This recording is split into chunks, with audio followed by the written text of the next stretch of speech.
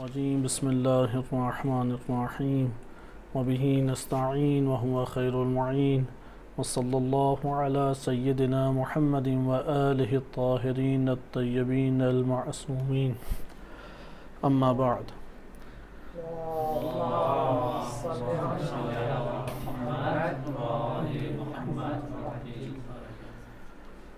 سب سے پہلے آپ سب مومنین کی خدمت میں آج کی عظیم دن کی مناسبت سے ہدیہ تبریک عرض ہے کہ اللہ سبحانہ و تعالی نے ہمیں یہ سعادت عنایت فرمائی کہ اس عظیم ترین عید کے دن کو ہم منعقد کر سکیں۔ اس دن کی مناسبت جیسا کہ آپ جانتے ہیں کہ امیر المومنین علیہ السلام کی ولایت و خلافت کا منصوب ہونا ہے۔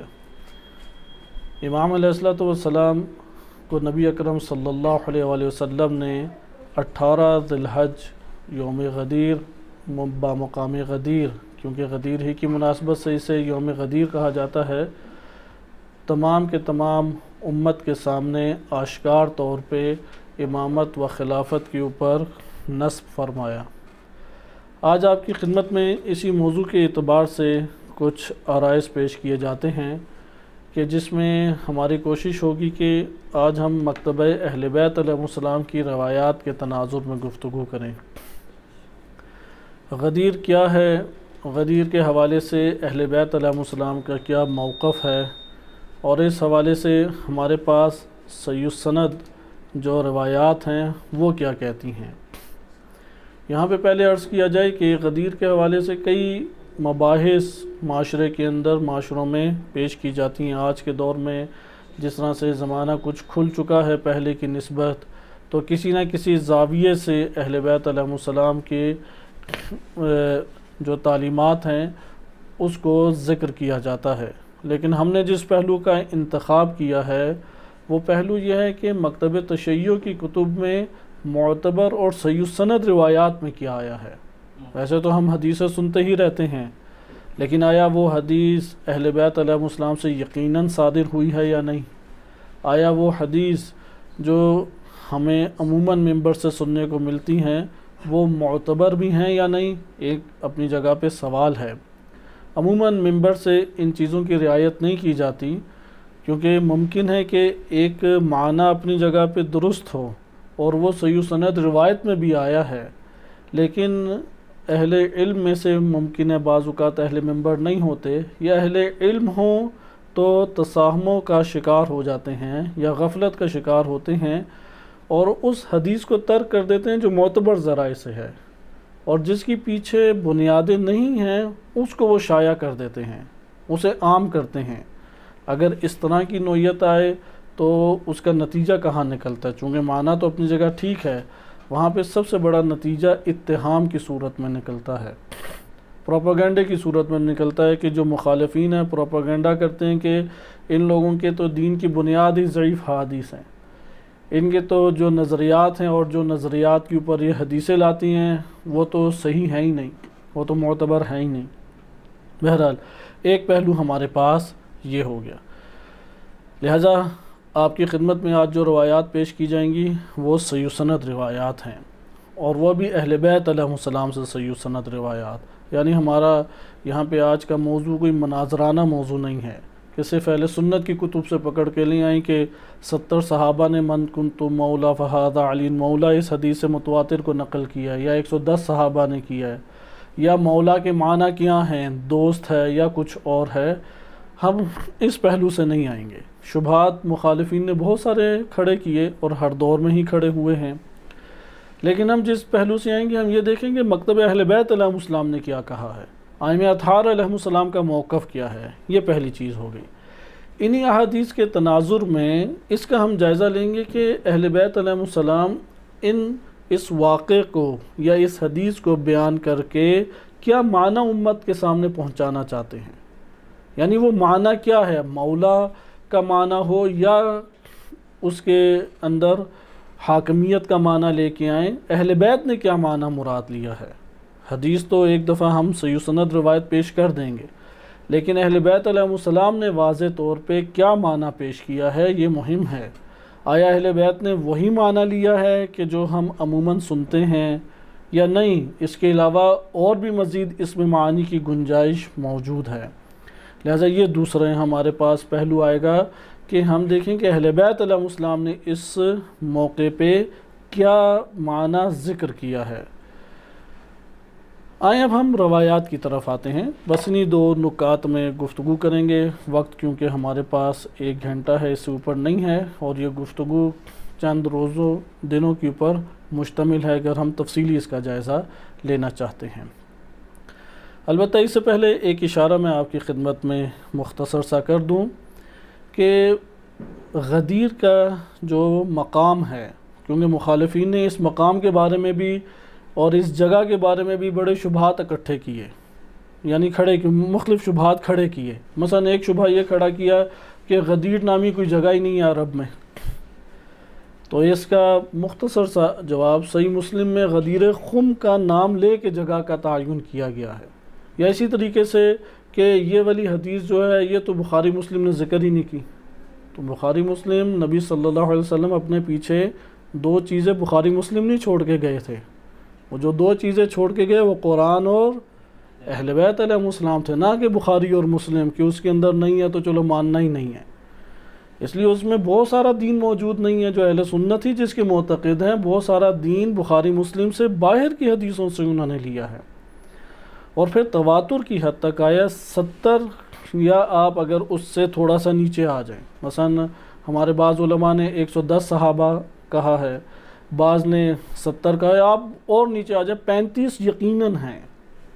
یعنی جو متعصب سے متعصب محدث بھی ہے وہ یہ بات قبول کرتا ہے کہ 35 صحابہ کرام نے من کنتم مولاہ فہذا علی مولا معنن ذکر کی ہے، الفاظ میں تھوڑا بہت رد و بدل ہو سکتا ہے، مثلا من کنتم مولا فعلی مولا، بعض جگہ اس طرح ہے، فہذا نہیں ہے۔ اس کو کہتے ہیں کہ حدیث متواتر معنوی تواتر کے ساتھ ہے۔ تواتر کا مطلب کیا ہوتا ہے؟ کیونکہ ایک اور معنی وہ ذکر کرتے ہیں کہ اگر یہ پورے معاشرے کے اندر تھی روایت تو سب کو پتہ ہونا چاہیے تھا۔ تواتر آ کے یہ بات بتاتا ہے کہ وہ پورے معاشرے کے اندر تھی، کیونکہ وہ حدیث کبھی بھی متواتر نہیں بنتی جو معاشروں میں عام نہ ہو۔ بس آپ نے دیکھا صرف اتنا اشارہ کافی تھا، اور مراد یہی تھی ان 2-3 نکات سے کہ ہم اس پہلو سے تفصیلی بحث کر سکتے ہیں، لیکن اس وقت سوشل میڈیا پہ بہت سارے حقائق کو ذکر کیا جاتا ہے، علماء اسی بات کو بیان کرتے ہیں، شبہات کے جوابات دیے جا رہے ہیں۔ ہم ایک اور پہلو کی طرف سے آتے ہیں، کیونکہ یہ باتیں مسلم ہے کہ غدیر خم کا مقام موجود ہے۔ ادھر نبی صلی اللہ علیہ وسلم حجۃ الوداع سے واپسی کے اوپر رک گئے، اہل سنت میں تفصیلی طور پہ احادیث میں وارد ہوا ہے۔ اسی طرح امام علی علیہ السلام کے لیے نبی صلی اللہ علیہ وسلم نے یہ کلمات ادا کیے، اور اس کے بعد دعا کے کلمات بھی اہل سنت محدثین نے ذکر کیے، لیکن وہ کلمہ مولا کی تعویلات کرتے ہیں۔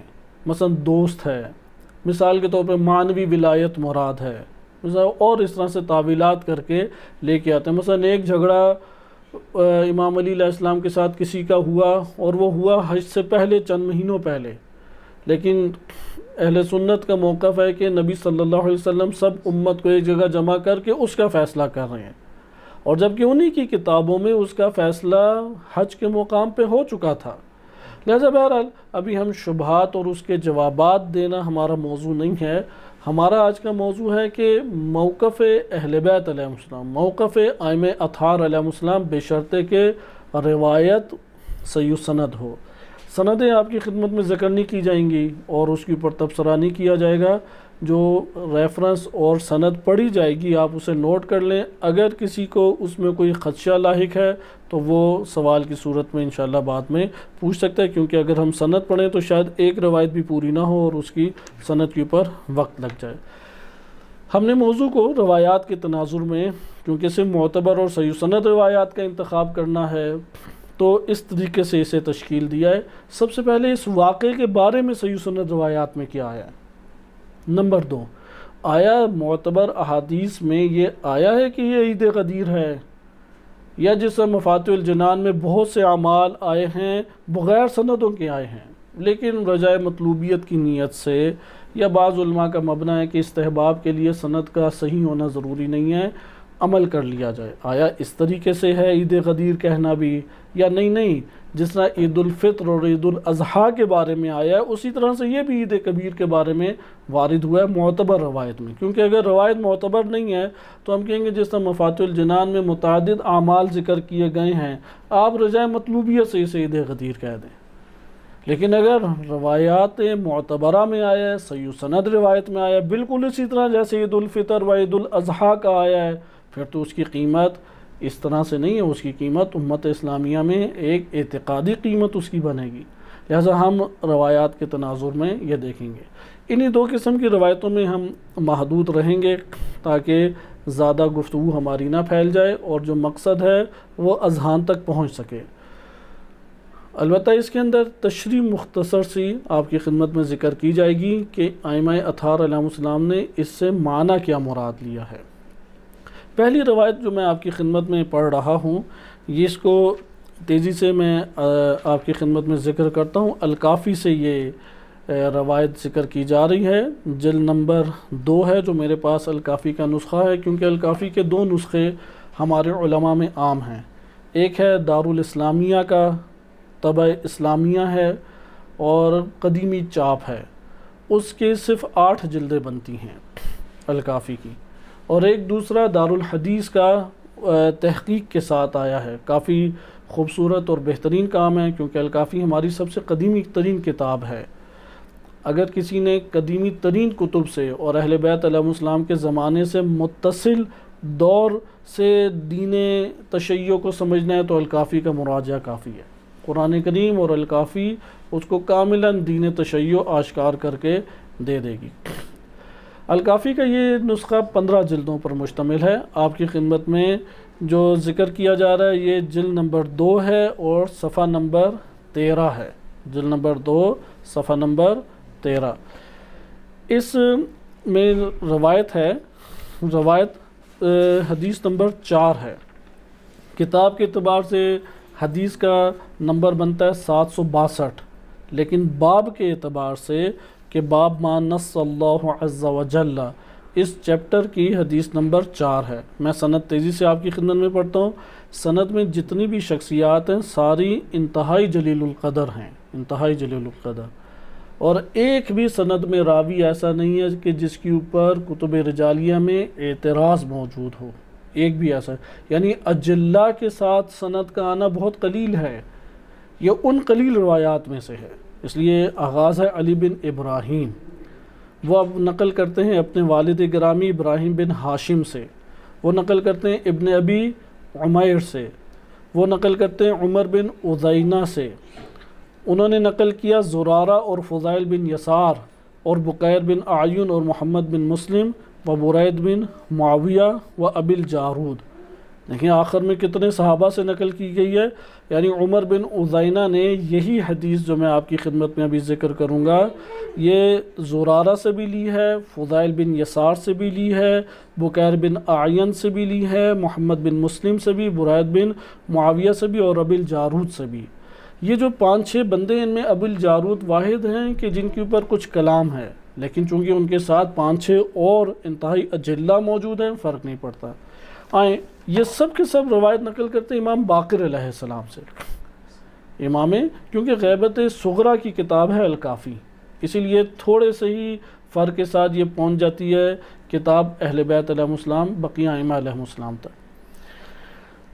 یہ سب نقل کرتے ہیں امام باقر علیہ السلام سے کہ امام باقر علیہ السلام نے فرمایا، کیا فرمایا امام باقر علیہ السلام نے؟ قال، امام باقر علیہ السلام فرماتے ہیں امر اللہ عز و جل رسولہ بولایت علی، اللہ عز و جل نے اپنے رسول کو علی علیہ السلام کی ولایت کا حکم دیا، وانزل علیہ، اور ان کے اوپر یہ آیت نازل کی، یعنی اس آیت کا شان نزول مکتب تشیع میں صحیح سند روایت کی صورت میں آیا ہے، انما ولیکم اللہ ورسولہ والذین آمنوا الذین یقیمون الصلاۃ ویؤتون الزکاۃ وہم راکعون، کہ تم لوگوں کا ولی فقط و فقط اللہ ہے، اس کا رسول اور وہ کہ جو ایمان لائے وہ ایمان لانے والے لوگ جو نماز قائم کرتے ہیں اور حالت رکوع میں زکوٰۃ دیتے ہیں، وہ مومنین جو ہیں وہ یا ایمان لانے والے تمہارے ولی ہیں۔ وَفَرَضَ وِلَایَةَ أُولِي الْأَمْرِ، اور اولی الامر کی ولایت کو فرض کیا۔ فَلَمْ يَدْرُوا مَا هِيَ فَأَمَرَ اللَّهُ، یعنی اولی الامر کون ہے وہ لوگ نہیں جانتے تھے، صحیح، ادرا یدری فلم یدرو، اسی سے ملتے جلتے کلمات ہیں، یعنی ان کو علم نہیں تھا اس بات کا، صحیح ہے، کہ کون ہے اولی الامر۔ فَأَمَرَ اللَّهُ مُحَمَّدًا صلی اللہ علیہ وآلہ أَن يُفَسِّرَ لَهُمُ الْوِلَایَةَ، تو اللہ نے محمد صلی اللہ علیہ وسلم کو حکم دیا کہ ان لوگوں کے سامنے ولایت کو ذکر کیا جائے، یعنی ولایت بہت مہم ہے، اور یہی وہ تشریح ہے کہ جو میں بار بار آپ کی خدمت میں ذکر کرتا رہا کہ جس کو جاننے کی ضرورت ہے، شیعہ کو بھی جاننے کی ضرورت ہے، سنی کو بھی جاننے کی ضرورت ہے۔ وہ ولایت اللہ کے حکم سے حضرت صلی اللہ علیہ وسلم نے امت کو بتلائی ہے، لہٰذا ولایت کے اپنے من گھڑت معنی نہیں لینے چاہیے۔ یا پاکستان کی بھی حالت تو ایسی ہو چکی ہے کہ جس نے تقریب کرانا، کنونشنیں کرانی ہوں اور مکتب تشیع کے خلاف استعماریت کو فروغ دینا ہو، وہ بھی ولایت کے نام پہ یہ کام شروع کر دیتا ہے، مثلا ولایت کنونشن، فلاں کنونشن۔ ولایت ایک نظریہ ہے، ایک اعتقاد بھی ہے، بالفاظ دیگر ولایت کے بھی روایات سے آپ کے سامنے ظاہر بھی ہوگا، عقیدہ بھی ہے اور فروع دین میں سے بھی ہے، فقط اصول دین میں سے نہیں ہے۔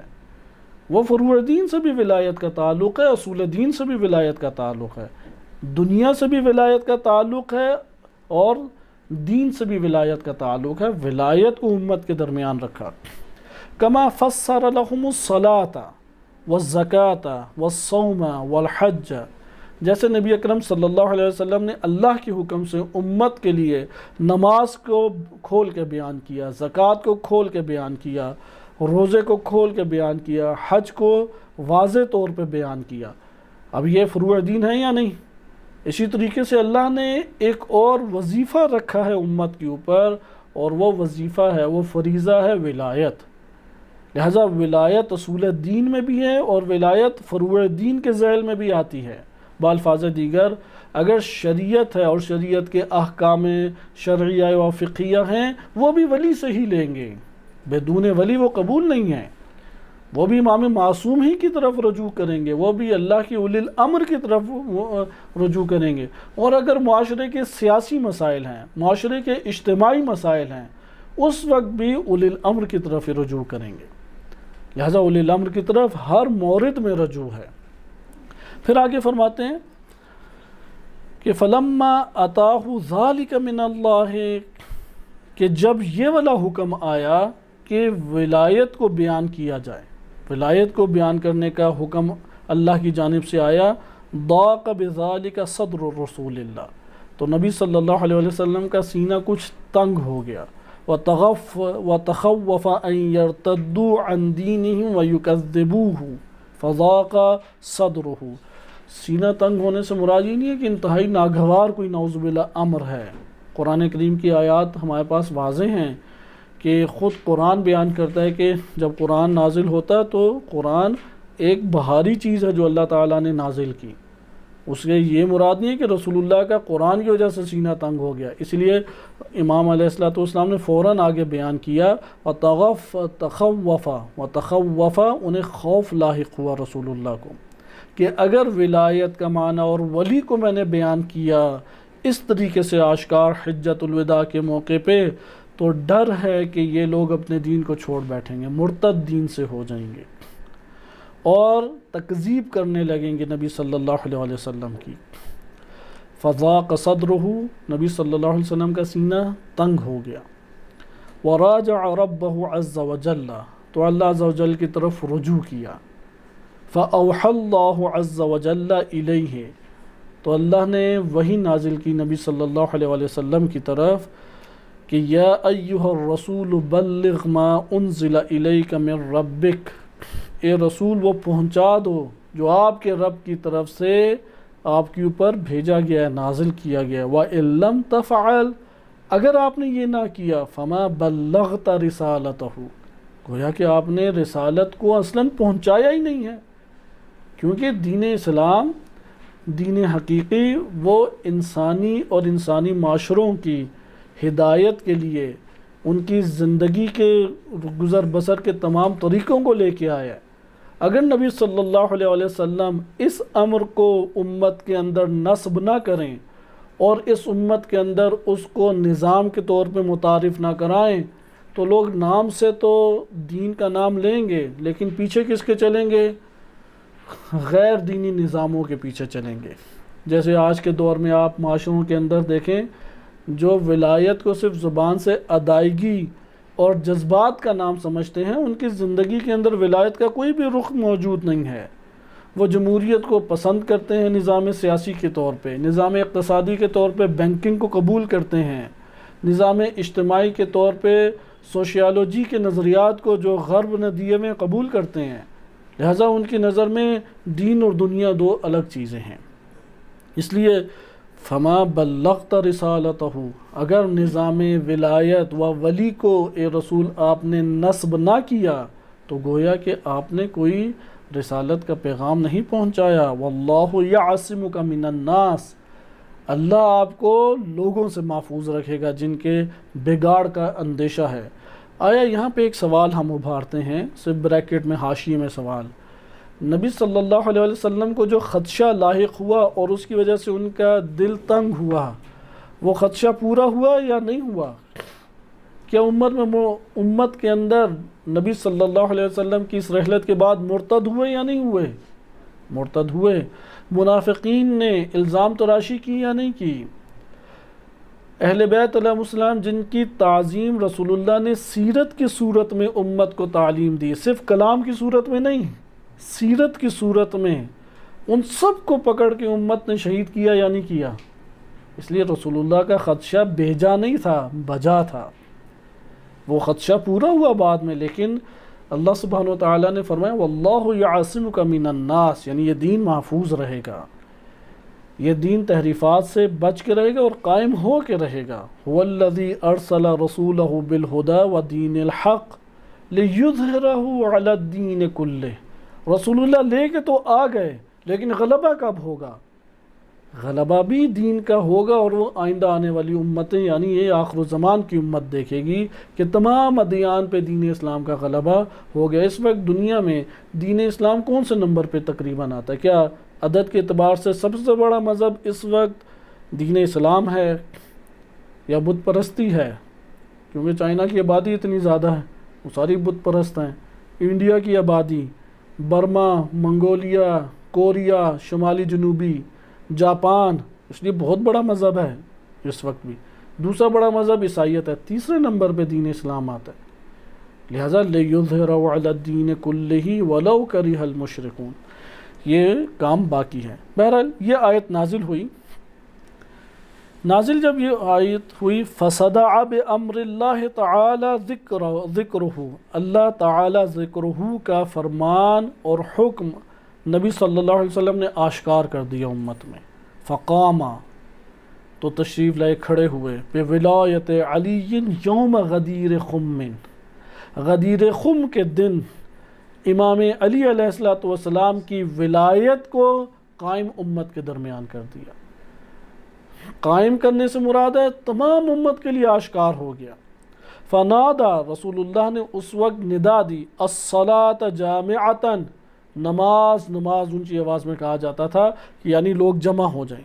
وَأَمَرَ النَّاسَ أَن يُبَلِّغَ الشَّاهِدُ الْغَائِبَ، اور لوگوں کو رسول اللہ نے حکم دیا کہ جو ادھر شاہد ہے، کہ جو دیکھ رہے کہ میں نے علی ابن ابی طالب علیہ السلام کو امت کے اوپر بطور ولی، بطور حاکم نصب کر دیا ہے، وہ غائب کو جا کے بتا دے۔ اور یہ وظیفہ آج بھی چل رہا ہے۔ آج بھی جن تک یہ خبر پہنچ گئی اور انہوں نے گویا کہ مشاہدہ کیا ہے، اس طرح سے ایمان لے آئے، ہم سب کا وظیفہ بنتا ہے کہ غائبین تک پہنچائیں، نئی نسل تک پہنچائیں، اپنے علاقوں تک یہ پیغام پہنچائیں کہ دیکھو پوری کی پوری دنیا کے اوپر یظہر علی الدین کلہ ہونا ہے، اور وہ دین کا ولی اس دین کا حاکم، اس دین کو نافذ کرنے والا وہ نبی صلی اللہ علیہ وسلم نے علی بن ابی طالب اور ان کے بعد 11 جانشین مقرر کیے۔ اس کے بعد حدیث میں آگے فرماتے ہیں امام صادق علیہ الصلوۃ والسلام کہ وَكَانَتِ الْفَرِيضَةُ تَنزِلُ بَعْدَ الْفَرِيضَةِ الْأُخْرَى، کہ ہر واجب کے بعد ایک واجب آیا کرتا تھا۔ وَكَانَتِ الْوِلَایَةُ آخِرَ الْفَرَائِض، ولایت کیا ہے؟ سب سے آخری فریضہ۔ فریضہ آیا اصول کہلاتا ہے یہ فروع، اسی لیے اس آیت سے ہمیں پتہ لگتا ہے کہ اصول دین میں بھی ہے ولایت، فروع دین میں بھی ہے یہ ولایت۔ جس طریقے سے آیت اللہ جوادی عاملی حافظہ اللہ تعالی، انہوں نے بڑی خوبصورت اس کی تبیین کی کہ آخر سوال یہ پیدا ہوتا ہے کہ نماز، روزہ، حج، اس کے ذیل میں، جہاد کے ذیل میں کیوں ولایت کو رکھا گیا؟ تو انہوں نے ذکر کیا کہ فروع کے ذیل میں رکھا گیا تو فروع کا ربط ہے، جب اصول کے ذیل میں رکھا گیا تو اصول کا بھی ربط ہے، جب فروع دین کے ذیل میں ولایت کا تذکرہ ہے تو فروع دین کا بھی ربط ہے۔ فروع دین میں آپ ولی کو چھوڑ کے کسی اور کی طرف رجوع کر سکتے ہیں؟ نہیں کر سکتے آپ۔ بالفاظ دیگر شرط قبولیت نماز کیا ہے؟ ولایت۔ شرط قبولیت حج کیا ہے؟ ولایت۔ شرط قبولیت زکوٰۃ و جہاد کیا ہے؟ ولایت۔ ولایت وہ اساس ہے جس پہ سب فروع کھڑے ہیں، سب فروع وہاں پہ، یعنی ہر فروع کے ساتھ ولایت جمع ہے۔ اس اعتقاد کا ہونا ضروری ہے۔ اس لیے پھر فرماتے ہیں فَأَنزَلَ اللَّهُ عَزَّ وَجَلَّ، جب آخری فریضہ، آخری وظیفہ اور فریضہ اور واجب جب نازل ہو گیا، اور وہ کیا تھا؟ ولایت علی بن ابی طالب، تو پھر یہ آیت نازل ہوئی فَأَنزَلَ اللَّهُ عَزَّ وَجَلَّ، اللہ نے یہ آیت نازل کی الْيَوْمَ أَكْمَلْتُ لَكُمْ دِينَكُمْ وَأَتْمَمْتُ عَلَيْكُمْ نِعْمَتِي، کہ آج میں نے تمہارے لیے تمہارے دین کو کامل کر دیا اور تمہارے اوپر اپنی نعمتوں کو تمام کر دیا۔ یہاں پہ بہت توجہ رکھیں کہ جب نظام کے طور پہ دین متعارف ہو گیا، اس نظام کے اندر وہ اساسی شخصیت کو امت کے اندر نصب اور قائم کر دیا، تو ادھر کمال اور تمام دین ہو گیا۔ اگر نظام سے ہٹا دیں اور اس نظام کے اندر اس اساسی ذات کو ہٹا دیں تو نہ دین تمام ہے نہ دین کمال ہے۔ دین تمام اور کمال کب ہوتا ہے؟ کہ جب حاکمیت کے اعتبار سے علی بن ابی طالب کو قبول کیا جائے، جب نظام زندگی کے اعتبار سے دین اسلام اور دین ولایت کو قبول کیا جائے۔ یہ ایک روایت آپ کی خدمت میں ذکر کی کہ جس میں آپ نے ملاحظہ کیا الیوم اکملت لکم دینکم کا شان نزول بھی غدیر خم میں صحیح سند روایت ہے۔ اختتام پہ امام صادق امام باقر علیہ السلام فرماتے ہیں کہ یقول اللہ عز وجل، اللہ عز وجل فرماتا ہے لا انزل علیکم بعد هذه فریضہ، اس کے بعد میں نے کوئی تمہارے اوپر فریضہ نازل نہیں کیا اور نہ کروں گا۔ قد اکملت لکم الفرائض، میں نے تمہارے لیے سب کے سب فرائض، واجب جو فرائض تھے وہ ذکر کر دیے۔ یہ روایت ہمارے پاس تھی جس میں آپ نے غدیر خم کے موقع پہ اور اس سے مناسبت رکھنے والی چند آیات کو دیکھا۔ یہ آیات ضعیف و سند طرق سے ہمارے پاس نہیں آئیں، صحیح و سند طرق سے آئی ہیں۔ ہم تیزی سے ایک اور روایت پڑھتے ہیں، اور یہ بھی صحیح و سند روایت ہے، خصال کی روایت ہے، جلد نمبر 1 شیخ صدوق رحمۃ اللہ علیہ نے نقل کی ہے، صفحہ نمبر 66 ہے، اور باب کا نام ہے اسوال عن الثقلین یوم القیامہ، روز قیامہ ثقلین کے بارے میں پوچھا جائے گا۔ قرآن اور عطرت اہل البیت علیہ السلام، ان کے بارے میں پوچھا جائے گا۔ حدیث نمبر 98 ہے، 98 نمبر حدیث ہے۔ یہ حدیث بھی صحیح سند روایت ہے۔ حدیث میں معروف بن خربوز، میں بقیہ سند نہیں پڑھتا، آخری سند پڑھ رہا ہوں، وہ نقل کرتے ہیں ابی طفیل عامر بن واصلہ سے۔ معروف بن خربوز امام صادق علیہ الصلوۃ والسلام کے شاگردان میں سے ہیں، اور آخری صحابی جو اہل سنت نے اپنی کتب رجالیہ میں لکھا اور اہل سنت معتقد ہیں، آخری صحابی کا نام ہے ابو طفیل عامر بن واصلہ۔ اور اس میں بڑی دلچسپ بات یہ ہے کہ رجعت کا نظریہ مکاتب اسلامیہ میں فقط مکتب تشیع میں پایا جاتا ہے، تو بہت اعتراضات کیے جاتے ہیں۔ اگرچہ رجعت کی عملی تفسیر کا نہیں پتہ کہ کیا ہے، لیکن واضح طور پہ تواتر سے یہ ہمارے پاس وارد ہوا ہے کہ رجعت ہوگی۔ تو عامر بن واصلہ ابو طفیل عامر بن واصلہ آخری صحابی ہیں جو 110 ہجری کی وفات ہے، اور یہ رجعت کے قائل تھے، اہل سنت نے خود تحریر کی ہے، یہ رجعت کے قائل تھے۔ بہرحال عامر بن واصلہ اور حذیفہ بن اسید غفاری یہ دونوں نے بیان کیا ہے معروف بن خربوس سے۔ معروف بن خربوس ان دو صحابی سے نقل کرتے ہیں۔ یہ دونوں صحابی کہتے ہیں کہ عامر بن واصلہ نے معذرت حذیف بن اسید غفاری سے نقل کی، یہ دونوں صحابی ہیں۔ یہ کہتے ہیں کہ نبی اکرم صلی اللہ علیہ وسلم جب حجۃ الوداع سے لوٹے، آخری حج تھا، 8 ہجری کو مکہ فتح ہوا، 9 ہجری کو حج واجب تھا، وجوب آ گیا، مسلمان حج کرنے گئے، لیکن نبی صلی اللہ علیہ وسلم نہیں گئے، کیونکہ 9 ہجری کو مشرکین مسلمان دونوں مل کے حج کر رہے تھے۔ تو رسول اللہ اس وقت تک کعبے کی طرف نہیں گئے جب تک کعبہ کاملاً شرک سے پاک نہیں ہو گیا۔ اس لیے امیر المومنین علیہ السلام کو 9 ہجری کو بھیجا کہ جاؤ انہیں باہر نکالو۔ آیت توبہ، سورۃ توبہ کی آیات نازل ہوئیں، سورہ برات کی آیات نازل ہوئیں، اور امیر المومنین علیہ السلام نے بیان کی۔ اس کی مثال ایسی ہے کہ آپ کے ہاتھ میں کوئی ایک دینی جگہ ہو جہاں پہ لوگ مراسم آ کے ادا کرتے ہیں اور آپ کی جدی پشتی چل رہا ہو۔ اب ایک آیا فرد، وہ کہتا ہے کہ ادھر سے نکلو، صرف اس جگہ سے نہیں، اس شہر سے بھی نکلو، تو کیا حالت ہوگی؟ تو لوگوں کی بھی ایسی حالت ہوئی، انہوں نے خوب گالم گلوچ کیا امیر المومنین علیہ السلام کو، خوب گالیاں دی، انہوں نے بھی بڑے جرت کے ساتھ وہ آیات پڑھی۔ وہ آیات یہ تھی کہ معاہدہ ہوا ہے تو موقع دو، ورنہ انہیں 4 مہینے میں سب کو کہو کہ باہر نکل جائیں گے، ادھر کسی نے نہیں رہنا۔ مکہ مسلمان کے علاوہ کوئی مکہ اور مدینہ میں داخل نہیں ہو سکتا، کیونکہ یہ مسلمانوں کے مذہبی شہر ہیں، نہ کہ یہ ثقافتی یا ملی یا نسبی یا وطنی قومی شہر ہیں، یہ مسلمانوں کے مذہبی شہر ہیں۔ اس لیے بعد کے آنے والے بادشاہوں نے بھی انہیں ہاتھ نہیں لگائے، سوائے یہ آل سعود آل یہود آئے۔ یہ واحد 1400 سالوں میں واحد بادشاہ حضرات ہیں کہ جنہوں نے اپنے معتقد فقہ کو زبردستی لاگو کیا ہوا ہے اور اپنے نظریات کو ادھر لاگو کرتے ہیں۔ بہرحال کہ حجۃ الوداع 10 ہجری کو ہوا، کیونکہ 10 ہجری کو حجۃ الوداع ہوا، چند مہینوں کے بعد نبی صلی اللہ علیہ وسلم کی رحلت ہے۔ حدیث میں تیزی سے پڑھتا ہوں، اس کا صرف ترجمہ پڑھوں گا کیونکہ ٹائم ہمارے پاس کم ہے کہ ہم پھر آگے منتقل ہوں۔ کہتے ہیں کہ حجۃ الوداع سے نبی صلی اللہ علیہ وسلم لوٹے، وَنَحْنُ مَعَهُ، ہم ان کے ہمراہ تھے، اقبل حتی انتہا الی الجحفہ، جحفہ کے مقام پہ ٹھہر گئے۔ جحفہ سے ابھی جو پاکستان سے حاجی جاتے ہیں انہیں جحفہ سے ہی احرام باندھنا چاہیے، فقہ مکتب اہل بیت کے مطابق انہیں کہاں جانا چاہیے؟ جحفہ۔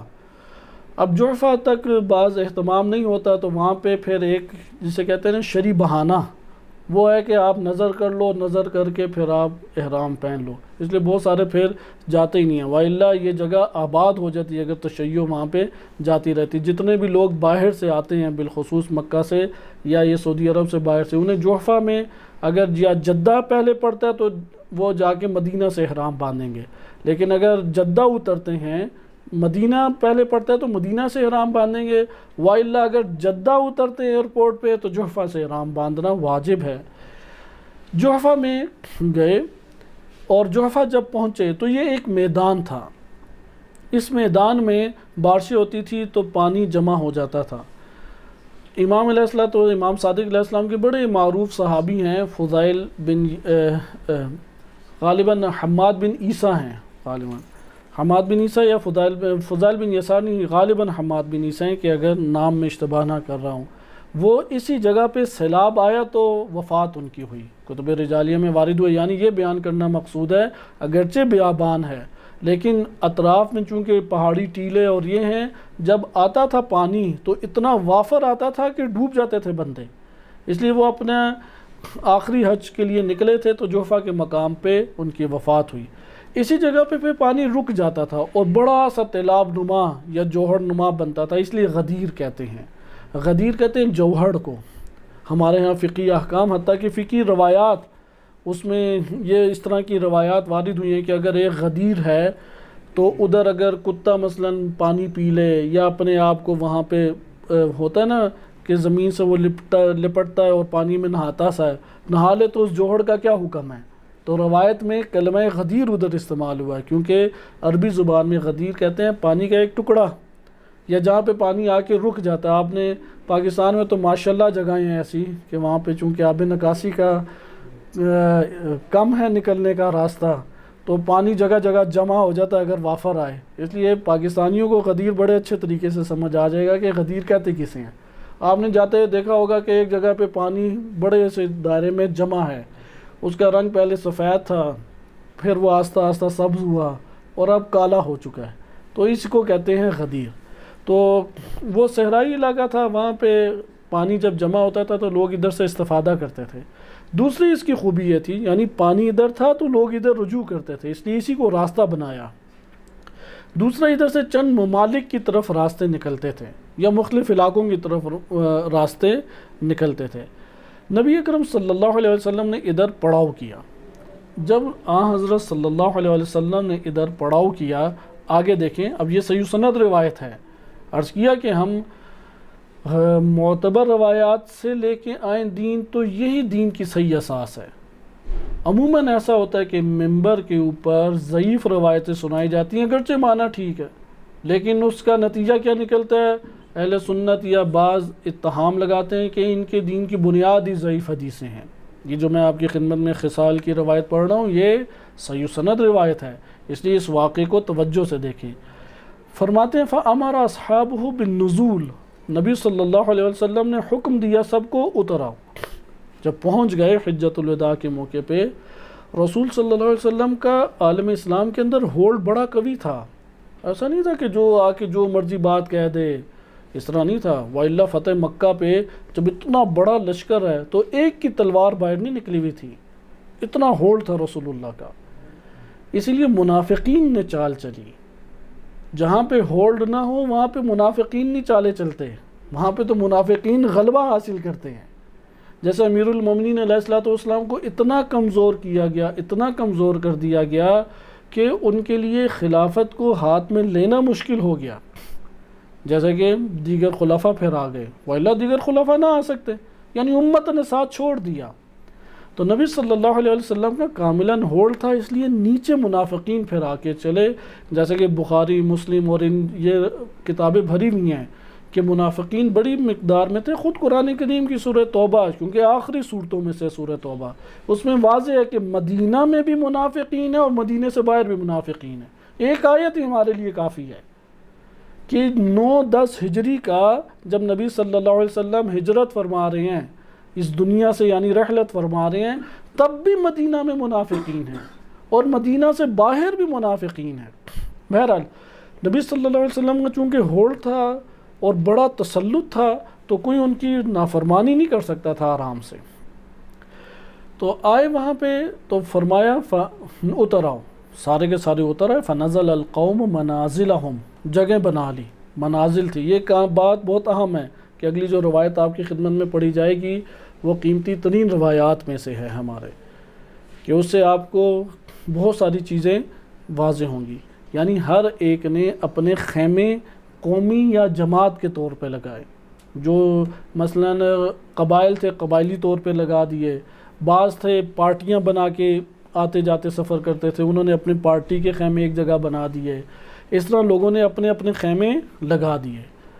فنزل القوم منازلہم ثم نودی بالصلاۃ فصلی باصحابہ رکعتین، نماز کی صدا دی اور 2 رکعتیں پڑھی۔ ممکن ہے مستحب رکھتے ہوں، ممکن ہے بعض جگہوں پہ آئے کہ ظہر کی نماز بھی ادھر ہی ادا کی، کیونکہ بعض جگہوں پہ معتبر روایات میں مکتب تشیع کی نہیں آیا، لیکن اگر آپ سارے قرائن ملائیں تو 3 دن نبی صلی اللہ علیہ وسلم نے تقریباً قیام فرمایا۔ فصلی باصحابہ رکعتین، اپنے اصحاب کے ساتھ نبی صلی اللہ علیہ وسلم نے 2 رکعتیں ادا کی۔ ثم اقبل بوجہہ الیہم، پھر ان کی طرف اپنے چہرے مبارک کو کیا۔ فقال لہم، اور یہ فرمایا، اور یہ بعض کلمات بخاری مسلم، یہ اہل سنت کی دیگر کتب میں، بخاری مسلم نہیں، دیگر صحاح ستہ کی یا اہل سنت کی کتب میں ہیں۔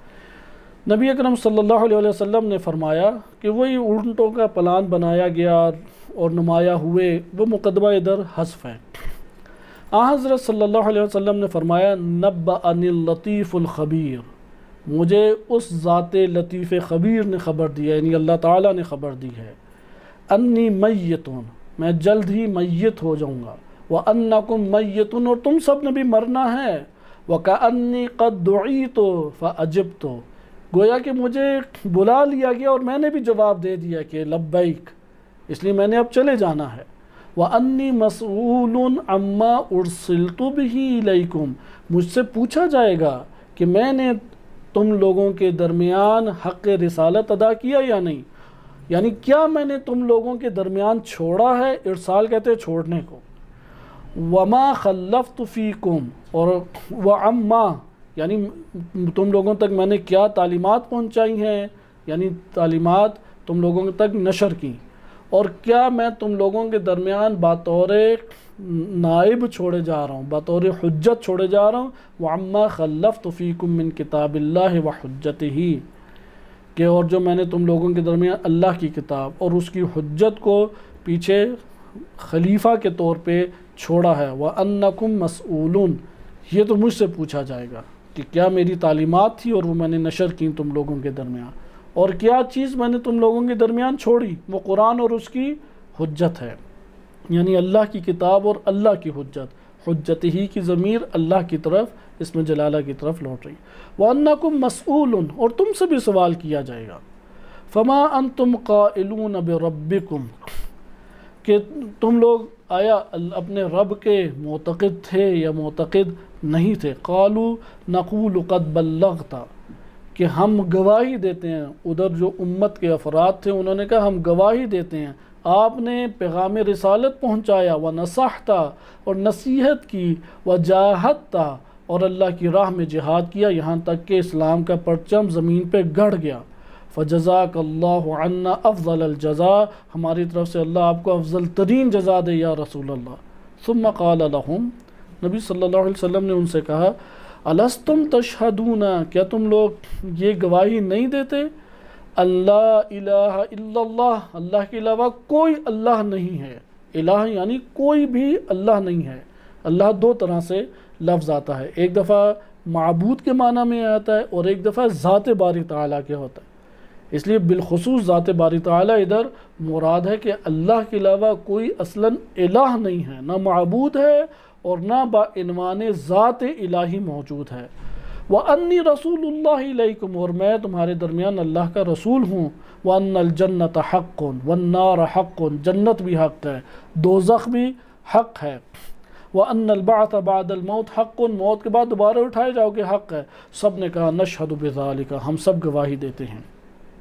پھر نبی صلی اللہ علیہ وسلم نے فرمایا، اللہم اشہد علی ما یقولون، اے اللہ تو گواہ رہنا، ان سب نے گواہی دی، تو گواہ رہنا، الا وانی اشہدکم، پھر فرمایا کہ اے لوگوں آگاہ رہو، میں بھی تم گواہی دیتا ہوں تم لوگوں کے بارے میں، یعنی تم لوگوں کے سامنے میں بھی گواہی دیتا ہوں کہ انی اشہد ان اللہ مولایا، کہ اللہ میرا مولا ہے، وانا مولا کل مسلم، اور میں ہر مسلم کا مولا ہوں۔ فوراً ولایت پہ لے آئے، جب سارے اقرار کر لیے تو دین کا نظام، دین کی حاکمیت کو بیان کرنے کے لیے نبی صلی اللہ علیہ وسلم نے ولایت کو متعارف کرایا اور فرمایا کہ انا مولا کل مسلم، میں ہر مسلمان کا مولا ہوں، وانا اولی بالمؤمنین من انفسہم، قرآن کریم کی آیت ہے، میں تمام مومنین سے ان کی جانوں کی نسبت سے اولویت اور برتری رکھتا ہوں، یعنی اولویت اور برتری سے کیا مراد ہے، مثلا ہماری جان ہے، ہم اپنی جان کے بارے میں خود فیصلے کرنے کے بقیہ کی نسبت ہم اختیار رکھتے ہیں یا نہیں، لیکن جب بات ولی تک پہنچ جائے تو میں اور آپ اپنی جانوں کے بارے میں اختیار نہیں رکھتے، وہ ولی رکھتا ہے، وہ ولی یہ کہے گا کہ اب گھر بیٹھے رہو، گھر بیٹھے رہو، وہ ولی یہ کہے گا کہ جاؤ دشمن کے مقابلے میں جہاد کرو، بے شک تمہاری جان جاتی ہے، آپ ادھر یہ نہیں کہیں گے مجھے اپنی جان کا خود اختیار ہے، ولی کے ہاتھ میں اختیار ہے، جہاد واجب ہوگا، جا کے جہاد کرنا پڑے گا، لہٰذا یہ نہ سمجھا جائے میری جان میرے ہاتھ میں جو مرضی کروں، اس لیے فرمایا کہ انا اولی المؤمنین من انفسہم، میں ان لوگوں کی جانوں سے زیادہ اولویت رکھتا ہوں، فہل تقرون لی بذالک، کیا تم لوگ اس بات کا اقرار کرتے ہو، وتشہدون لی بہ، اور اس نظریے کہ تم لوگ میرے بارے میں گواہ ہو یا نہیں، گواہی دیتے ہو یا نہیں، قالوا نعم نشہد لک بذالک، سب نے کہا کہ ہاں ہم یہ گواہی دیتے ہیں کہ آپ ہی ہماری جانوں پہ اولویت رکھتے ہیں۔ پھر نبی صلی اللہ علیہ وسلم نے فرمایا الا من کنت مولاہ، کہ جس کا میں اولا من انفسہم، اولا المؤمنین من انفسہم، جس کی جانوں پہ میں اولویت رکھتا ہوں، وہی اولویت کی بات کی کہ جس کا میں مولا ہوں، فَإِنَّ عَلِيًّا مَوْلَاهُ، تو علی بھی اس کے مولا ہیں۔ پھر یہ کہہ کے نبی صلی اللہ علیہ وسلم نے ثم اخذ بید علی بن ابی طالب علیہ السلام کا ہاتھ پکڑ لیا، فرفعها مع یدہ، اور اپنے ہاتھ کے ساتھ ہاتھ ملا کے اوپر کیا، حتی بدت اباطہما، یہاں تک کہ ان کے بغل جو ہیں وہ نظر آنے لگ گئے۔ رسول اللہ صلی اللہ علیہ وسلم نے ہاتھ پکڑا، اور کئی لوگوں کو یہ نہ کوئی وہ ہوتے ہیں نا شائبہ ڈالنے والے، علی بے معنی اعلیٰ تھا، علی بے معنی علو تھا، ادھر علی تو اللہ کے معنی میں تھا، کیونکہ علی اللہ سبحانہ وتعالیٰ کے اسماء میں سے بھی ہے۔ اس لیے یہ شبہ جو لوگ چھوڑتے ہیں کہ قرآن میں امام علی علیہ السلام کا نام کیوں نہیں آیا، اگر آ جاتا تو مان لیتے، وہ مانتے نا، وہ کہتے ہیں نہیں علی تو اسماء حسنہ میں سے، ادھر مراد علی سے وہ اللہ ہے، وہ تو ہے ہی نہیں۔ ابھی ایک روایت صحیح سند روایت ہے، اس میں امام باقر علیہ السلام سے پوچھا گیا یہی سوال، تو پھر امام نے تشریح کی کہ اگر انشاءاللہ فرصت ملی تو وہ صحیح سند روایت آپ کی خدمت میں پڑھی جائے گی، کہ اس میں سوال ہی یہ کیا کہ یا امام 12 ائمہ کے نام قرآن میں کیوں نہیں آئے، یہ امام علی علیہ السلام کا نام قرآن میں کیوں نہیں آیا؟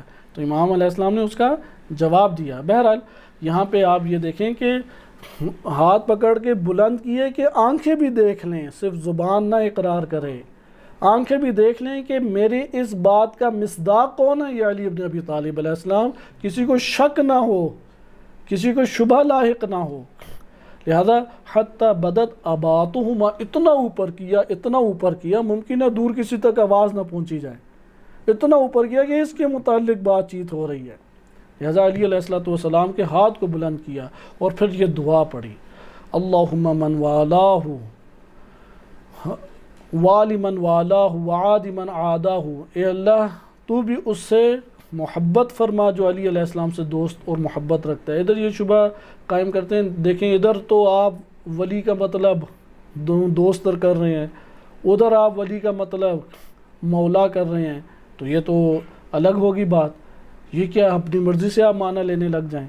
تو یہ عموماً وہ شبہ چھوڑتے ہیں کہ جنہیں عربی نہیں آتی، کیونکہ ادھر بھی کسی نے یہ بات جو ہے یہ شبہ ان کے ذہنوں میں نہیں آیا، اس لیے ولی کا مطلب سیاق سے ہمارے سامنے سمجھ آئے گا۔ ابھی میں آپ کی خدمت میں اس مطلب کو مزید کھول کے بھی بیان کرتا ہوں، کیونکہ اہل بیت علیہ السلام کا موقف کیا شیعہ کے لیے یہ مہم ہے، شیعہ کے لیے یہ مہم نہیں ہے اہل سنت کتب میں کیا آیا، یہ مہم نہیں ہے غیر معتبر کتب میں کیا ہے، یہ مہم ہے کہ صحیح سند روایات سے اہل بیت کا کیا موقف پہنچا، بھی انشاءاللہ وہ ولایت کا معنی آگے ہم ملاحظہ کرتے ہیں۔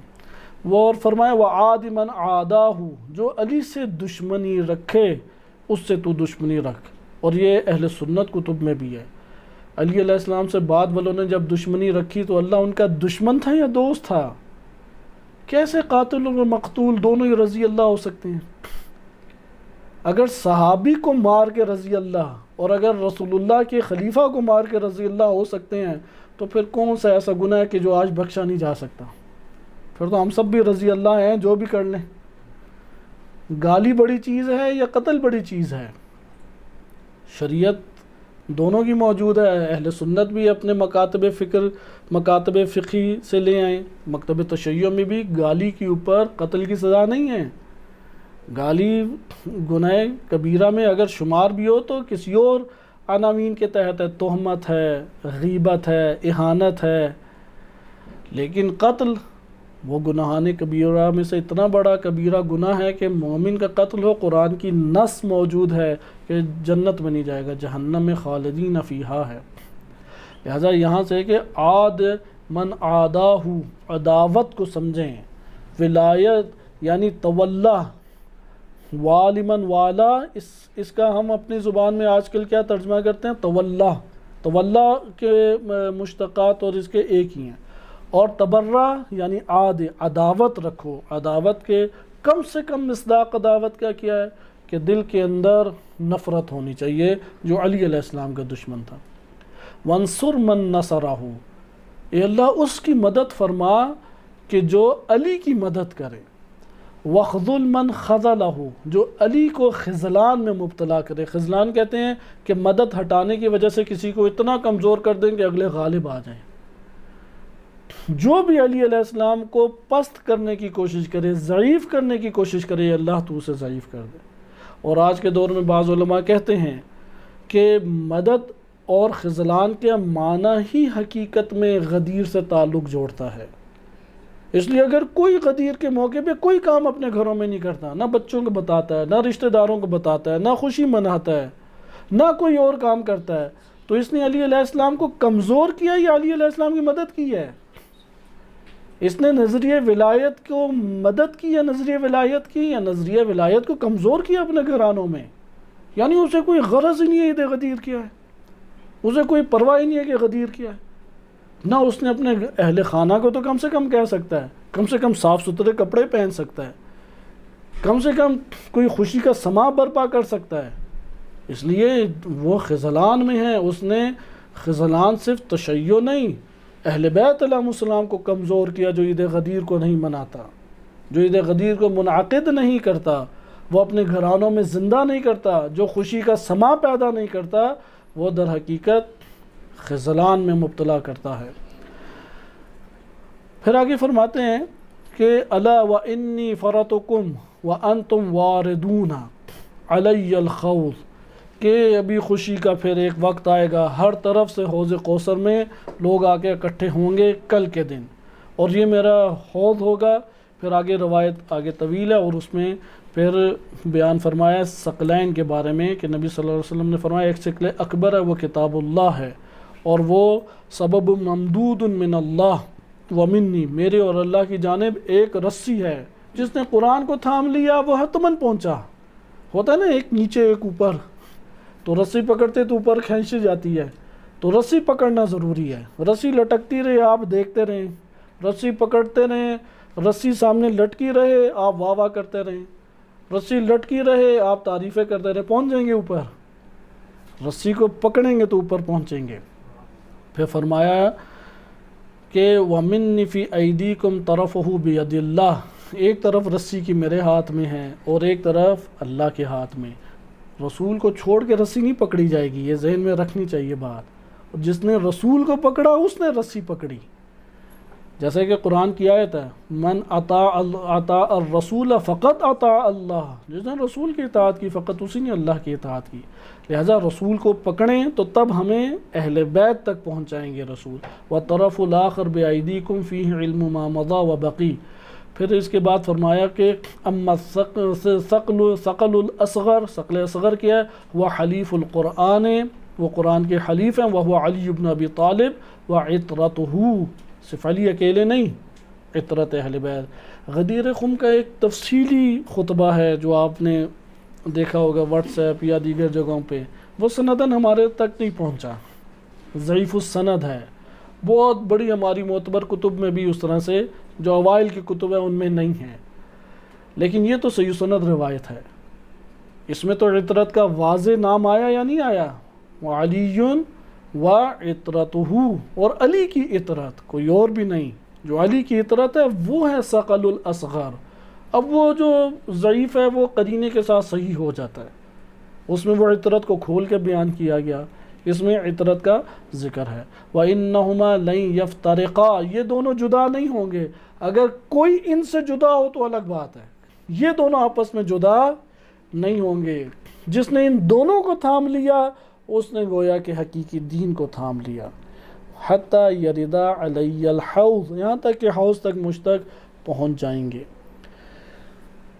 پھر معروف بن خربوس کہتے ہیں کہ یہ کلام میں نے امام باقر علیہ السلام کے بھی ایک دن سامنے ذکر کیا، کیونکہ صحابی سے لیا ہوا تھا، تو مکتب تشیع میں صحابی کی عدالت اس وقت تک ثابت نہیں ہے کہ جب تک اس کے اعمال سے عدالت ثابت نہ ہو جائے۔ اہل سنت میں ایک غلو کا نظریہ پایا جاتا ہے، جیسے ہمارے یہاں ہوتا ہے نا کہ پیر صاحب نے مرشد صاحب نے دیکھا اپنے مرید کو، یا پیر صاحب نے مرید کو دیکھا تو مرید کا سارا ہی تزکیہ ہو گیا، یا اگر کم سے کم اتنا تزکیہ ہو گیا کہ پیر صاحب کے بارے میں وہ جھوٹی باتیں نہیں منسوب کر سکتا، تو یہ غلو کا نظریہ ہے۔ اہل سنت کہتے ہیں کہ صحابی ہر کام کر سکتا ہے، یعنی گناہ اس سے ہر قسم کا صادر ہو سکتا ہے، قتل و غارت ہو گئی، اشتباہ ہو گیا، نفاق ہو گیا، ممکن ہے مرتد بھی بعد میں ہو جائے اور پھر مسلمان ہو جائے، جیسے اشعث بن قیس کو یہ بڑا صحابی سمجھتے ہیں۔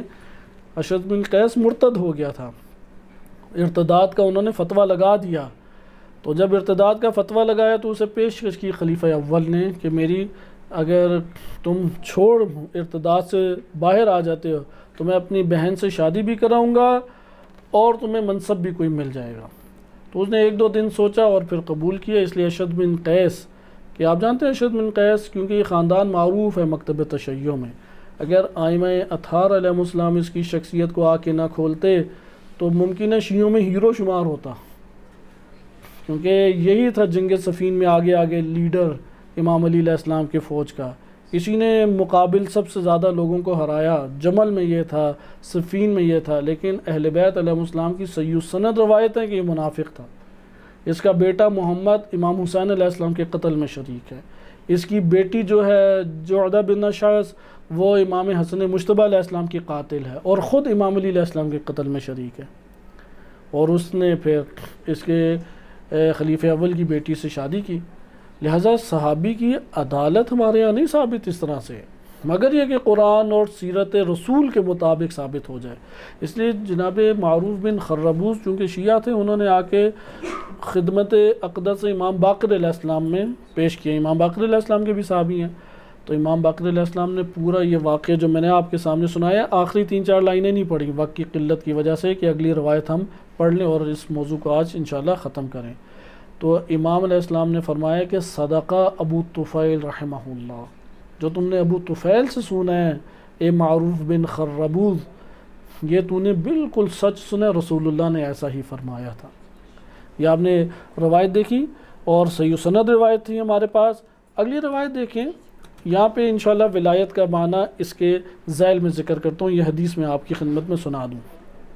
یہ حدیث بھی ہمارے پاس جو میں ابھی آپ کی خدمت میں سنا رہا ہوں خصال میں وارد ہوئی ہے، اور یہ بھی معتبر اور صحیح سند روایت ہے۔ سوال ابھرتا ہے شیعوں نے خود ہی یہ عید تو نہیں منا لی؟ کوئی ہوتا ہے نا ایک کہ یار ممکن ہے کہ آئی ہو روایت کے اندر تو ضعیف روایتوں میں آیا ہو اور معروف کر دیا ہو، جیسے ممبر سے بہت ساری چیزیں معروف ہو جاتی ہیں۔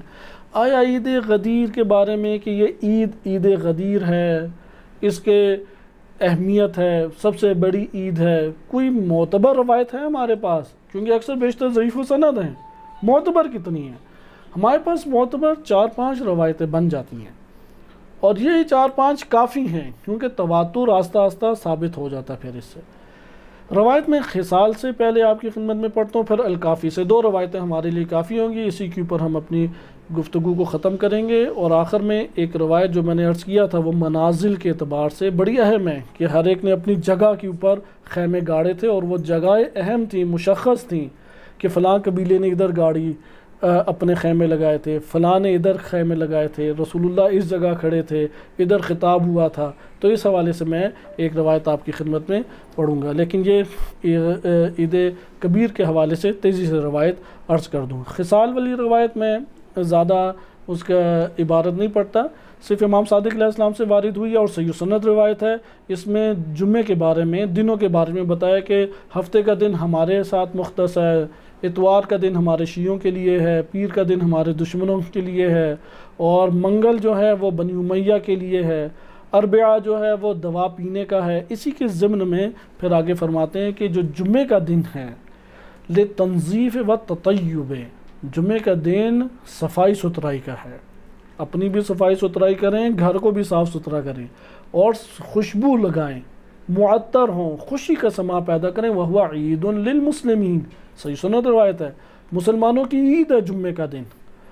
وَهُوَ أَفْضَلُ مِنَ الْفِطْرِ وَالْأَضْحَى، جمعے کا دن عید فطر سے بھی افضل ہے، عید الاضحیٰ سے بھی افضل ہے۔ پھر فرماتے ہیں وَيَوْمُ غَدِيرِ خُمٍّ، غدیر خم کا جو روز ہے، افضل الاعیاد، سب سے افضل ترین عید ہے۔ اب کتنی عیدیں ہوگی؟ 4، جمعہ، عید الفطر، عید الاضحیٰ اور عید غدیر۔ دو عیدیں کیوں ہمارے ہاں معروف ہوگی؟ کیونکہ اہل سنت ان کا طریقہ صحابہ کا، تو صحابہ سے روایتیں دو کے بارے میں آئی ہیں، انہوں نے سنا اتنا سا، ان کو اس کے بعد پتہ ہی نہیں لگا۔ عید الفطر چونکہ روزے ختم ہونے کے بعد آتی ہے تو خوشی ایک نصیب ہوتی ہے کہ روزے ختم ہوئے، اس لیے بھی یاد رہ جاتی ہے لوگوں کو، اور عید الاضحیٰ گوشت لے کے آتی ہے تو اس لیے وہ یاد رہ جاتی ہے۔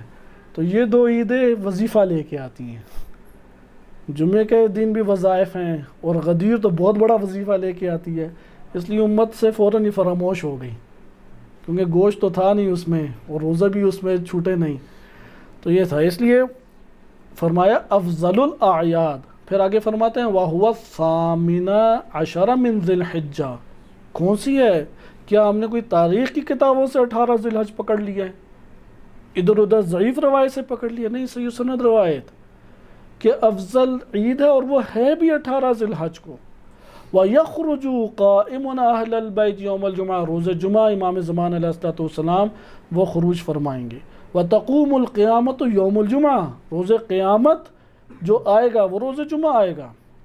ما من عمل افضل یوم الجمعہ من صلاۃ علی محمد وآلہ، کہ روز جمعہ سب سے افضل ترین جو ہے عمل وہ کیا ہے؟ وہ عمل محمد وآل محمد علیہ السلام کے اوپر صلوات بھیجنا ہے۔ اللہم صلی علی محمد وآل محمد۔ دوسری روایت عید اللہم صلی علی محمد وآل محمد، دوسری روایت جو آپ کی خدمت میں ذکر کی جائے کہ صحیح سند روایت ہے، الکافی کی جلد نمبر 7 میں ہے، اور باب الصیام میں ترغیب کے ترغیبی طور پہ مستحبی روزوں کا بیان ہے، اس کی پہلی حدیث ہے۔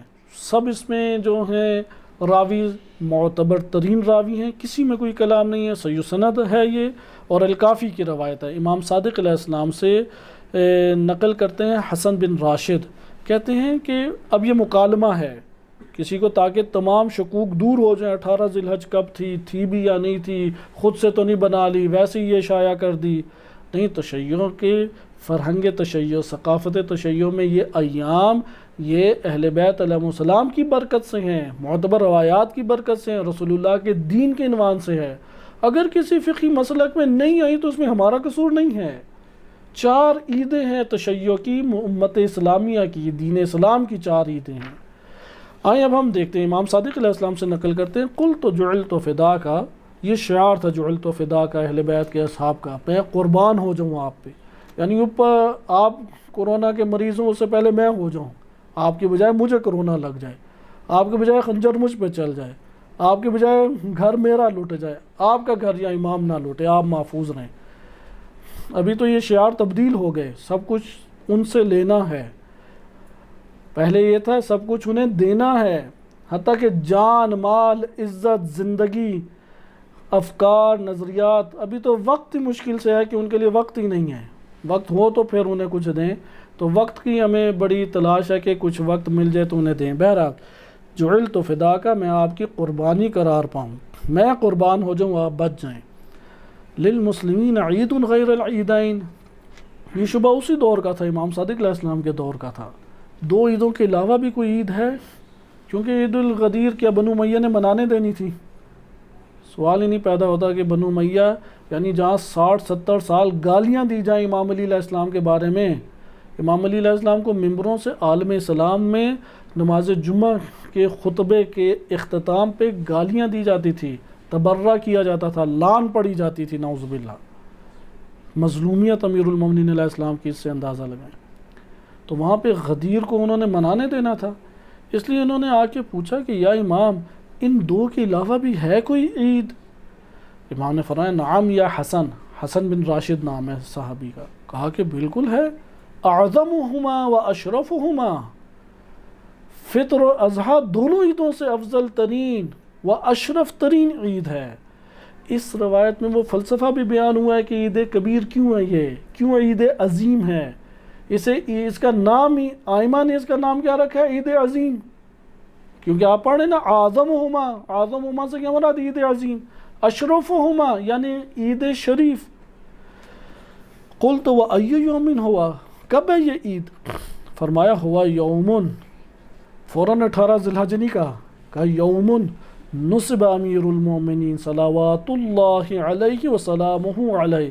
خود امیر المومنین کے بارے میں امام باقر علیہ السلام نے یہ پڑھے کلمات، امیر المومنین اللہ تعالیٰ کا ان کے اوپر صلوات درود ہو اور ان کے اوپر سلام ہو اللہ کا. اللہم صلی علی محمد وآل محمد فیہ علما للناس، لوگوں کو صلی علی محمد وآل محمد، لوگوں کے اندر ہدایت کی رہنمائی کے لیے ہدایت کا مینار کے طور پہ امیر المومنین کو نصب کیا کہ امت، یعنی مینار کو دیکھ کے لوگ سارے کے ساری راہ پہ چلتے ہیں، امیر المومنین مینار ہیں جن کو دیکھ کے امت نے چلنا ہے.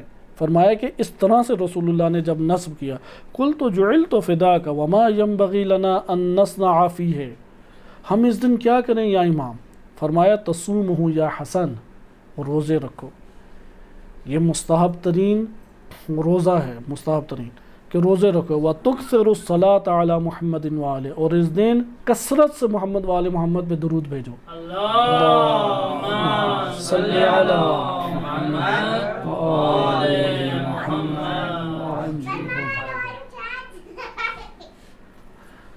وَتَبَرَّأُوا إِلَى اللَّهِ مِمَّنْ ظَلَمَهُمْ، اور ان سے کے بارے میں تبرہ کرو جنہوں نے محمد وآل محمد پہ ظلم کیا. یعنی یہ جو دن ہے یہ اظہار عداوت کا ہے جنہوں نے ظلم کیا امیر المومنین علیہ السلام اور ان کی آل پہ. فَإِنَّ الْأَنْبِيَاءَ، یہ اب وجہ ہے، فَإِنَّ الْأَنْبِيَاءَ صلوات اللہ علیہم علیہم السلام، انبیاء علیہم السلام كانت تأمر الاوصیاء باليوم الذي كان يقام فيه الوصي ان يتخذ عیدا. انبیاء جب اپنے اوصیاء کو مقرر کرتے تھے امت کے درمیان تو انہیں حکم دیا کرتے تھے، امت کو اور اوصیاء کو حکم دیتے تھے کہ جس دن تم لوگوں کو میں نے قائم کیا ہے، امت کے اندر قائم کیا ہے بطور وصی، بطور حاکم یا بطور وصی قائم کیا ہے، اس دن کو عید کے طور پہ تم مناؤ. ان یتخذ عیدا، اسے کیا قرار دو؟ عید قرار دو. یہ تمام انبیاء کے دور میں تھا. ہر نبی نے وصی چھوڑا یا نہیں؟ اس وصی کا تعارف امت کو کرایا یا نہیں؟ جب وصی کا تعارف کرایا امت کو تو کہا کہ جس دن میں امت کو وصی کا تعارف کرا رہا ہوں اور پوری امت کو رسمی طور پہ تعارف کرا رہا ہوں، اس دن کو عید کے طور پہ منایا کرو. لہٰذا اس لیے نبی صلی اللہ علیہ وسلم نے عید غدیر کو عید غدیر کے طور پہ امت کے درمیان چھوڑا. پھر کہا کہ فما لمن صامہ، راوی نے پوچھا جو روزہ رکھے اس دن اس کے بارے میں کیا ہے؟ خدا توفیق دے، کل کے روزے کی گرمیاں بھی ہیں اور معتبر روایت بھی ہے، تو راوی نے بھی پوچھا کیا ملے گا روزہ رکھنے سے؟ کہا کہ صیام 60 شہرا، 60 مہینوں کے روزوں کا ثواب. ولا تدعوا صیام یوم 27 من رجب، فوراً رجب سے جوڑا کہ 27 رجب کا بھی تم روزہ کبھی نہ چھوڑنا. فإنه هو اليوم الذي نزلت فيه النبوة على محمد صلی اللہ علیہ وآلہ. اللہم صلی علی محمد وآل محمد. کیونکہ 27 رجب وہ دن ہے جب نبوت حضرت صلی اللہ علیہ وسلم کے اوپر نازل ہوئی، اور 18 ذی الحج وہ دن ہے کہ جب امامت و ولایت رسمی طور پر امیر المومنین علیہ السلام کے لیے اعلان ہوئی. دونوں کو جوڑ کہا کہ 27 رجب کے روزے کا بھی یہی ثواب ہے کہ گویا کہ اس نے 60 روزوں کا ثواب حاصل کیا. آخر میں نے جیسے عرض کیا تھا صرف ایک روایت سناؤں گا، اس کے علاوہ آپ کی خدمت میں نہیں، اور یہ روایت منازل سے چونکہ تعلق رکھتی ہے اور اہمیت کی حامل روایت ہے، اس لیے میں یہ سناتا ہوں. اس روایت کی تشریح نہیں کی جائے گی کیونکہ یہ والا مسئلہ بہت بڑا مسئلہ تھا کہ ولایت کو کیسے قبول کیا جائے. الکافی کی یہ روایت ہے اور میرے پاس جو نسخہ ہے جلد نمبر 9 صفحہ 290 ہے، اور اس روایت کو ہم باب مسجد غدیر خم، کیونکہ اس جگہ پہ مسجد ہے جہاں پہ غدیر خم کا خطبہ دیا تھا، ثواب ہے ادھر جا کے نماز پڑھنے کا. روایت مختصر سی ہے، بہت دلچسپ ہے، اور اس سے آپ کو یہ بھی پتہ لگ جائے گا کہ سیاستدانوں کے بارے میں کیوں سارے جھگڑتے ہیں، یہ بھی پتہ لگ جائے گا اگر آپ دقت کریں اس روایت پہ. صحیح سند روایت ہے، البتہ پھر عرض کر دوں کہ اس کی تفصیل میں نہیں جایا جا سکتا، آپ خود اس سے انشاءاللہ تعالی نتیجہ لیں۔ حسان بن جمال کہتے ہیں، بقیہ سند میں ترک کرتا ہوں وقت کی قلت کی وجہ سے، حسان جمال کہتے ہیں حملت ابا عبداللہ علیہ السلام من المدینہ الی مکہ، میں امام صادق علیہ السلام سے مدینہ سے مکہ کی طرف جا رہا تھا۔ اس دور میں جحفہ سے گزرا کرتے تھے، مدینہ سے جانے کے لیے جحفہ سے گزرتے تھے۔ فلما انتہینا الی المسجد الغدیر، جب مسجد غدیر تک ہم پہنچے، کیونکہ مسجد غدیر کون سی جگہ ہے؟ جہاں پہ وہ اونٹوں کا پالان بنایا گیا اور یہ خطبہ ارشاد فرمایا اور اقرار امت سے لیے اقرار، تو اس جگہ مسجد غدیر ہے۔ خدا سب کو توفیق عطا فرمائے کہ اس کی زیارت کریں اور ادھر شرف نماز حاصل کریں۔ اچھا پھر فرماتے ہیں نظر الی میسرۃ المسجد، یمین یسار آپ جانتے ہوں گے، یسار کیا بنتا ہے؟ الٹا ہاتھ، یسار مسجد کی الٹی طرف، الٹے ہاتھ کی طرف نظر کی امام صادق علیہ السلام نے۔ فقال ذالک موضع، موضع اور منزل میں فرق ہے یا نہیں؟ یہی کی چیز ہے، موضع وہ جگہ، منزل وہ جگہ، اس لیے میں کہا وہ منازلہم، ہر ایک کی اپنی اپنی جگہیں تھیں، ادھر بھی یہی ہے۔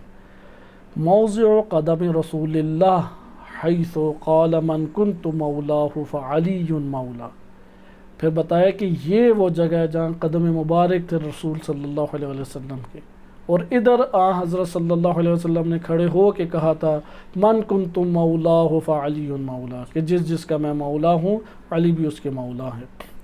ثم نظر الی جانب الآخر، پھر دوسری طرف نگاہ پھیری، اب یہ نہیں بتایا یمین ہے یسار ہے کیا ہے، نہیں بتایا، بتایا ایک اور طرف امام صادق علیہ السلام نے نگاہ پھیری، کہا ذالک موضع فسطاط، یہ جگہ ہے خیموں کی، باس کے، کن کن کے خیموں کی؟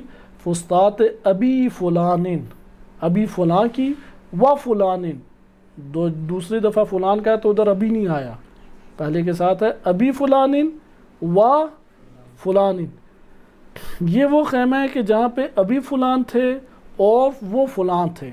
پھر آگے فرمایا و سالم مولا ابی حذیفہ، ابی حذیفہ کے غلام سالم تھے ادھر، وہ ابی عبیدہ الجراح، اور چوتھے تھے ادھر ابی عبیدہ جراح، ان چار کا خیمہ تھا، اس جگہ پہ ان چار کا خیمہ تھا، ابی فلان کا اور فلان کا اور سالم کا اور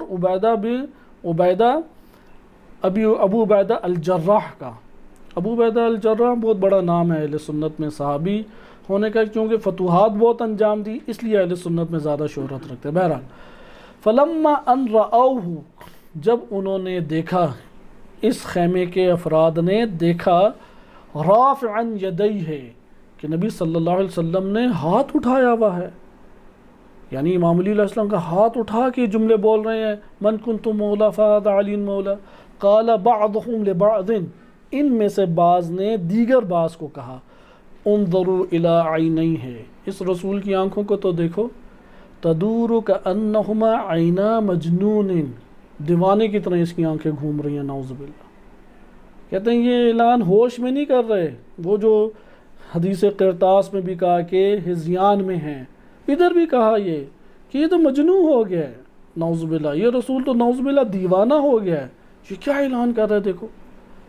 فنزل جبرائیل بہذه الآیہ، یہ آیت لے کے پھر جبرائیل اترے، وَإِن يَكَادُ الَّذِينَ كَفَرُوا لَيُزْلِقُونَكَ بِأَبْصَارِهِمْ، سورہ قلم کی آیات ہیں کہ قریب ہے کہ یہ کافر جو ہیں اپنی نگاہوں سے ہلاک آپ کو کرنے کی کوشش کریں، لما سمعوا الذکر، جب ذکر انہوں نے سنا، جب ذکر علی سنا کہ ولایت کے اوپر، تو وہاں پہ دیکھیں کیسی تہمتیں لگائیں، وَيَقُولُونَ إِنَّهُ لَمَجْنُونَ، کہتے تھے کہ یہ مجنون ہو گیا، نعوذ باللہ، وَمَا هُوَ إِلَّا ذِكْرٌ لِلْعَالَمِينَ، یہ اللہ کا ذکر، اللہ کی طرف سے امر ہے، یہ تو رسول نے اپنی مرضی سے نہیں کیا۔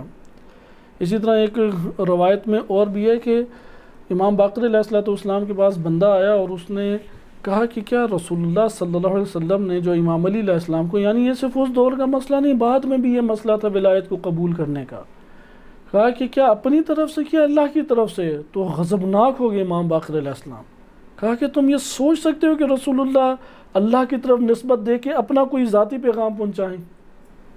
یہ اللہ کے حکم سے تھا، کیسے ہو سکتا ہے رسول کے بارے میں یہ تہمت تم لگاؤ؟ لہٰذا آپ نے دیکھا علی علیہ السلام سے دشمنی کرتے ہوئے رسول کو بھی نہیں چھوڑتے، رسول پہ بھی تہمتیں لگا جاتے ہیں، نعوذ باللہ مجنون، نعوذ باللہ ہذیان، نعوذ باللہ نبوت ختم، اپنا اجتہاد کر سکتے ہیں۔ لیکن یہ سیاسی مسئلہ آج کے دور میں بھی پیدا ہوا، یہ سیاسی مسئلہ صرف اس دور کا نہیں ہے، اور یہ آپ کی خدمت میں آخری نقطہ ہے کہ یہ سیاسی مسئلہ آج کے دور میں بھی ہے۔ سنی نے ولایت کا ترجمہ دوست کیا، اور بعض ایسے افراد آئے، ممکن ہے کہ مکتب تشیع سے ہوں، کہ انہوں نے ولایت کا ترجمہ ولایت تکوینی کیا۔ اعلان غدیر میں ولایت تکوینی کا اعلان نہیں ہوا، وہ تو ثابت تھی امام علی علیہ السلام کے لیے، وہ تو امت میں اقواہم کہ سب سے بڑے قاضی تھے، اعلمہم سب سے زیادہ علم رکھتے تھے، اشجعہم سب سے زیادہ شجاع تھے علی ابن ابی طالب علیہ السلام۔ ولایت تکوینی کی منزلوں پہ تو سنی بھی آج اعتراف کرتے ہیں۔ لہٰذا یہ جو شیعہ سمجھتا ہے کہ ولایت تکوینی کا اس دن اعلان تھا، یہ درست بات نہیں ہے۔ ولایت تکوینی تو شیعہ سنی دونوں کی نظر میں امام علی علیہ السلام کے لیے ثابت ہے۔ ولایت تشریعی معاشروں کے اندر سیاستدان کے عنوان سے متعارف کرایا، اسلامی حاکم کے طور پہ متعارف کرایا، اور اسلامی حاکم کے طور پہ ہی امت کو مشکل پیش آ گئی کہ ہم قبول کریں یا قبول نہ کریں۔ اسی لیے امام خمینی رحمۃ اللہ علیہ کا یہ جملہ ہے کہ ولایت فقیہ کے بارے میں کہا کہ ہمان ولایت رسول اللہ است، کہ جو رسول اللہ نے امت کے اندر علی علیہ السلام کو چھوڑنے کی جو حکمت تھی کہ امت گمراہ نہ ہو جائے، نظام کے طور پہ امت دین کو قبول کرے، نظام ہے کہ جو معاشروں کے اوپر آئے۔ آج اسی علی ابن ابی طالب علیہ السلام کی نیابت میں، جیسے مالک اشتر جب مصر میں گئے، نہج البلاغہ میں یہ جملات موجود ہیں کہ مصر میں جب مالک گئے تو یہ خط لکھا امام نے، مصر والوں کے نام یہ خط لکھا کہ تم لوگوں کو میں حکم دیتا ہوں کہ مالک کی بات کو کان لگا کے سنو اور مالک کی اطاعت کرو۔ مالک کی اطاعت علی کی اطاعت ہے، کیونکہ ادھر وہی حاکمیت کی آج بھی ضرورت ہے۔ آج بھی اسی طریقے سے امام زمان علیہ السلام کے مالک اشتر کی اطاعت کی ضرورت ہے۔ یہ شبہ آج کے دور میں قائم کیا جاتا ہے اطاعت تو صرف اور صرف امام کی ہے۔ اگر اطاعت صرف اور صرف امام کی ہے تو مالک اشتر کی اطاعت کیوں؟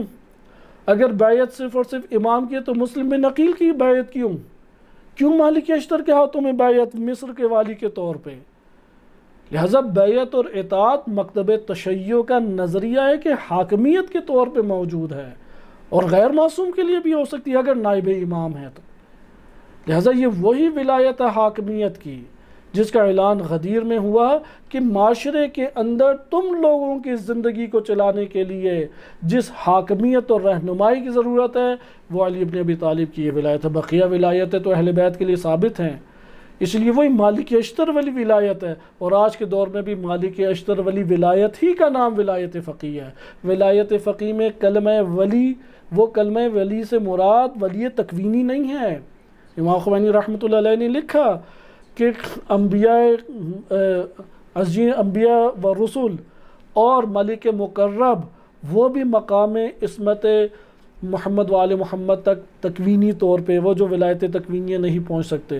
کجا یہ کہ غیر معصوم ہے وہ پہنچ جائے، وہ تو ان کے پاؤں کی خاک بھی نہیں، وہ نہیں پہنچ سکتے۔ لیکن جب ولایت تشریع کی بات آئے، جب وظائف کی بات آئے، جب امام کی طرف سے وظائف انجام دینے کی معاشروں کے اندر بات آئے، مثلا حدود کو قائم کرنا، عالم اسلام کی حدود کی محافظت کرنی ہے، نظام الہی کو برپا کرنا ہے، دشمنوں کے اثرات کو ختم کرنا ہے، یہاں پہ حکومت اور حاکمیت کے بغیر کیسے یہ ممکن ہے؟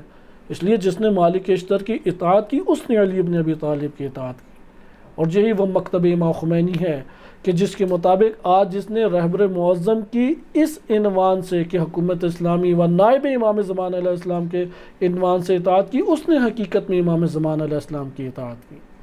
یہ ایک ہمارے پاس مقام غدیر سے حاکمیت اور ولایت کا نظریہ سامنے آتا ہے جو امام خمینی رحمۃ اللہ علیہ اور ان کے مکتب کے پیروان نے ہمارے سامنے دلائل کے ساتھ کھول کے ذکر کیا۔ خداوند متعال بحق محمد و آل محمد ہمیں قرآن و اہل بیت علیہم السلام کی تعلیمات کو سمجھنے اور اس پر چلنے کی توفیق عنایت فرمائے۔ خداوند متعال بحق محمد و آل محمد ہم سب کو تا موت امیر المومنین علیہ الصلوۃ والسلام کی ولایت سے متمسک رہنے کی توفیق عنایت فرمائے۔ وصلی اللہ علی سیدنا محمد و آلہ الطاہرین۔